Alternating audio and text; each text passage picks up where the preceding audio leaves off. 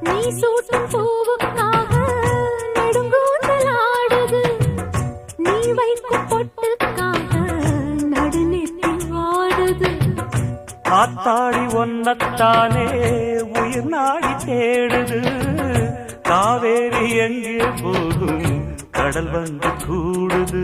அந்திப் பொழுதில் தென்னங்கிளையில் தென்றல் கூத்தாட மையை எழுதி மஞ்சள் குருவி கையை கோத்தாட.